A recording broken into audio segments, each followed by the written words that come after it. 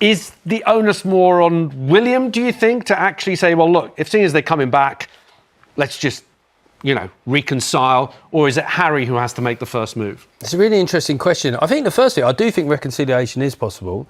If the Gallagher brothers can do a world tour together, literally anything could happen. World peace could break out. This could be the start of all sorts of things getting resolved. In terms of who should say sorry to who, I think in terms of a general family thing, two brothers having a punch-up, not that rare. Hi, guys.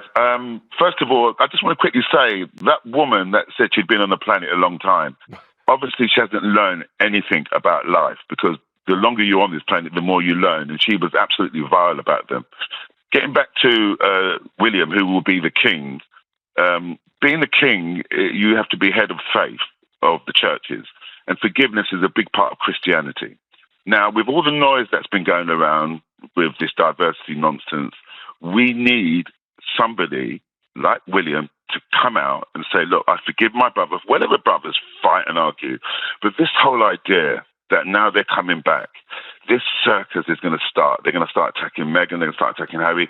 It really needs to stop. It's beyond the pale. Do you think, Andrew, that an apology, whether it's William or Harry who makes the first move, do you think that it will actually repair the relationship?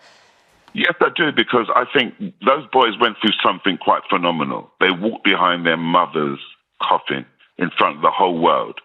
Our memories are very short, because for me, that is the biggest sacrifice that they've made. Now, we live in a world where the royal family does a lot of good for this country, and that's what we should focus on. So if they come back here, the brothers can have a private meeting, sort it out between themselves. There's a bigger picture going on in this world. And they're a big part of it.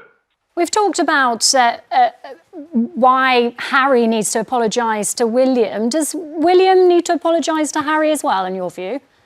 You know what? With brothers, especially brothers that close, and that's why it's so painful for me to watch, they need to be alone, and only in time, when they realise how this journey short it is, they'll get to that place. I'm sure they will. And I think William's a good man, and I think Harry's a good man, and there's no sides here. Yeah. Jeff, do you think, we're talking about this reconciliation, and as Andrew said, it should happen behind closed doors. This is a family affair.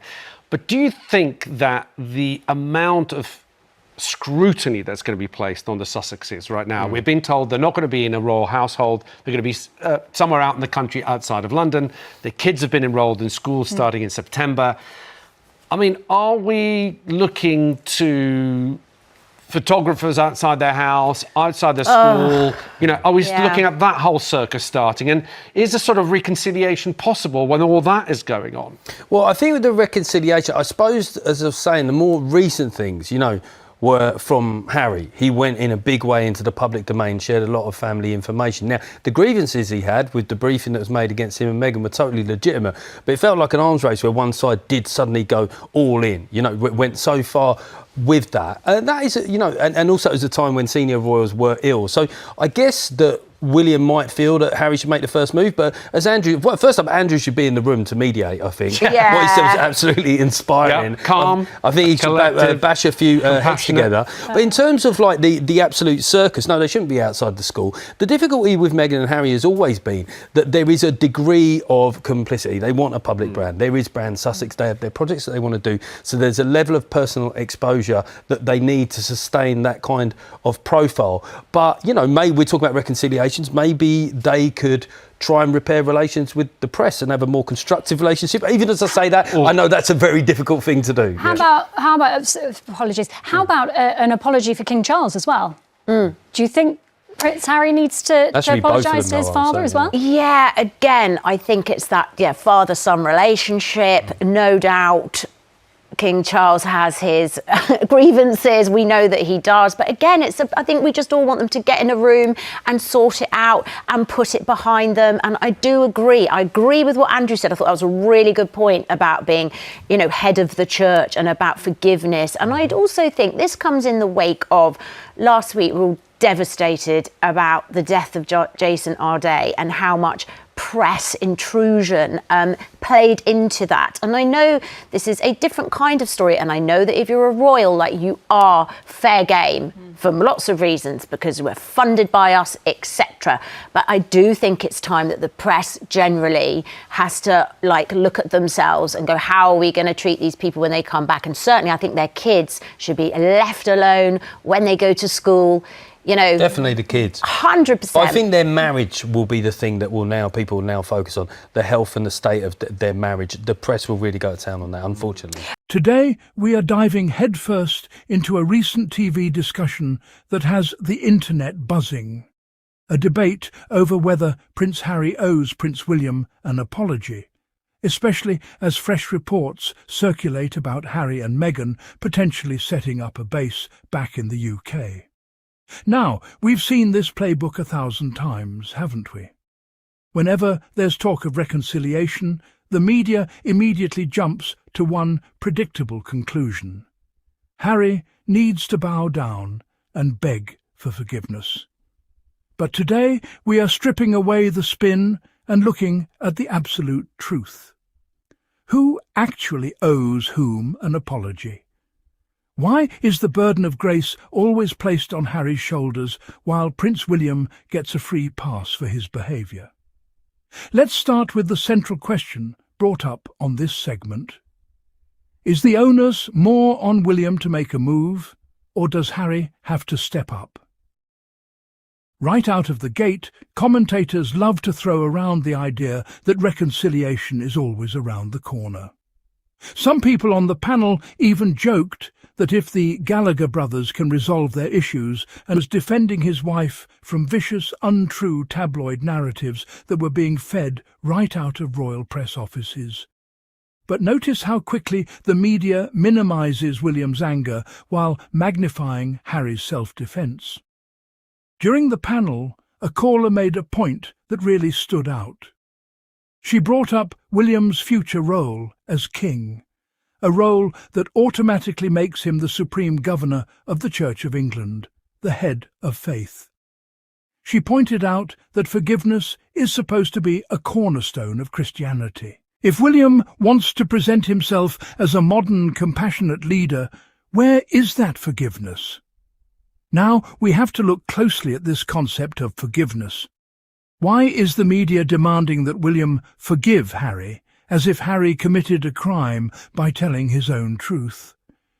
Harry didn't betray his family. He exposed a broken, toxic system to protect his wife and children. If anyone needs to practice Christian forgiveness and humility, it is William and the royal establishment. William is the one who turned his back on his brother when Harry needed protection the most. Instead of standing side by side with Harry against racist press intrusion, the institution threw Meghan to the wolves to tabloid commentators demand an apology from Harry. True leadership requires taking accountability. William should be the first one picking up the phone to say, "I am sorry for not protecting your family when I had the power to do so." But instead we hear crickets from Kensington Palace while their media mouthpieces demand that Harry kiss the ring. One of the panel members made a very emotional observation, reminding everyone of the profound trauma these two brothers shared. They walked behind their mother, Princess Diana's, coffin in front of the entire world when they were just young boys.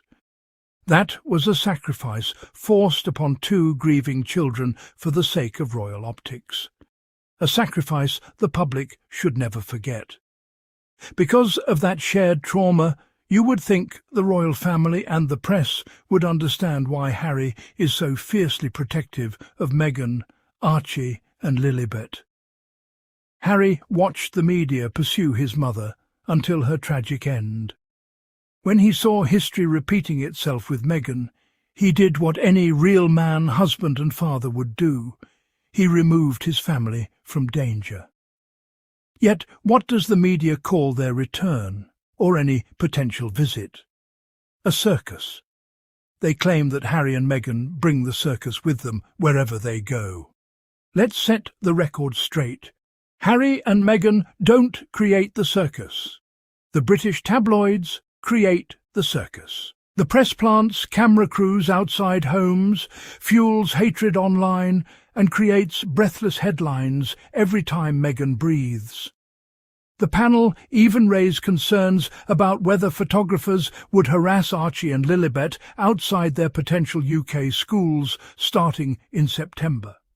Think about that for a second. The media openly admits that their own photographers might hound young children outside a schoolhouse, and somehow they spin that as Harry and Meghan's fault. They blame the Sussexes for wanting a public brand, claiming they invite exposure. Standing up for your human rights and running a charitable foundation is not an invitation for paparazzi harassment. Leaving children alone at school isn't a debate. It's a basic human decency standard that the press fails to meet time and time again. Let's address the elephant in the room.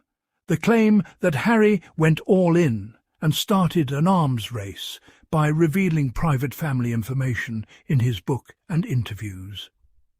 One panellist admitted something very critical. He stated that the grievances Harry had regarding official royal press offices briefing against him and Meghan were totally legitimate. Read that again.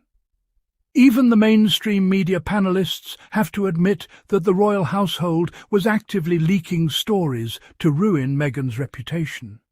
So, if Harry's grievances were legitimate, why is he expected to apologise for talking about them?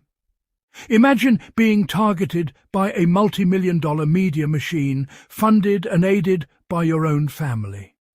You try to resolve it privately for years behind closed doors, but the leaks continue. You ask for help, but you get ignored.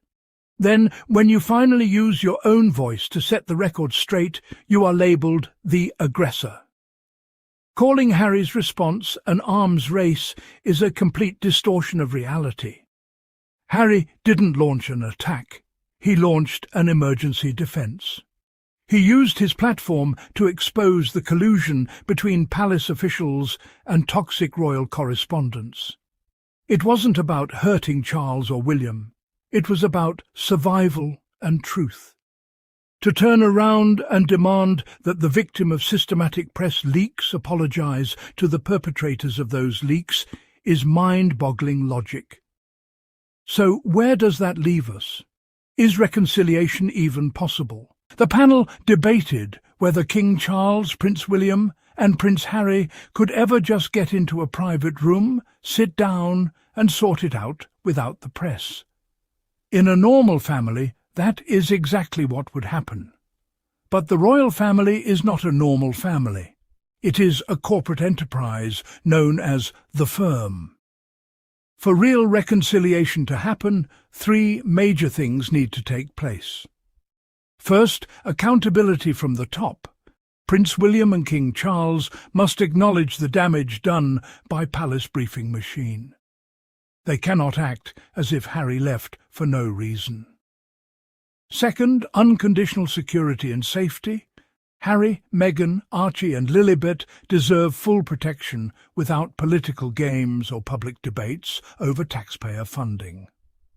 Third, respect for Harry's family.